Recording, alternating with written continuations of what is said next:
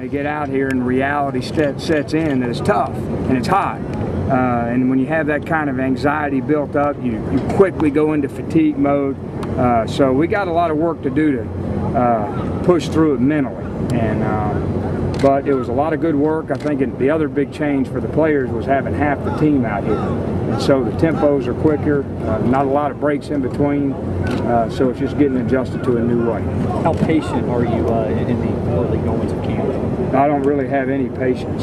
Yeah, and you know, I told them I can be patient and nice and set you up for big disappointment, or you know, we can do it right and demand that you do it right every time, and when you don't do it right, we're going to confront you, and that's our responsibility to them. So I won't have any patience. Do you think the veterans liked the splitting it up? When we asked them yesterday, they're like, well, we don't know, because they're trying to get. You probably need to ask them that. Okay. I think once they get used to it, they'll see the value in it, but it's a little different because I mean, you know, you have half the squad gone, and so it's ones, it's twos, it's ones, it's twos, and then when you have walkthroughs, everybody's involved, so it's just a little change, and not as much rest time.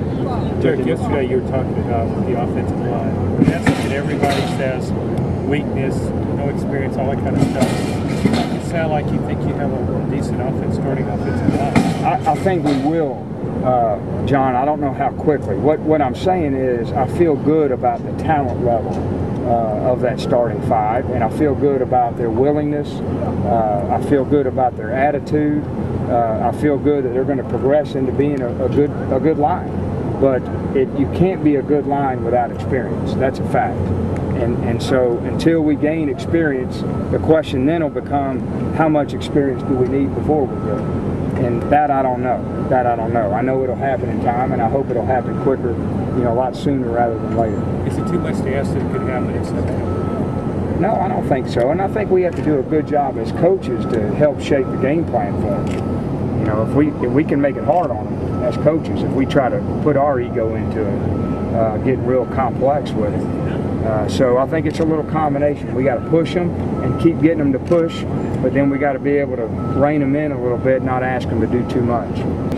Conditioning-wise, are you happy with what you saw today on a really hot day? Well, it's always a reminder that no matter how much you run Locust Street, Gate 10, and whatever else you do, it's different when you go out here and you have to go play after play after play after play.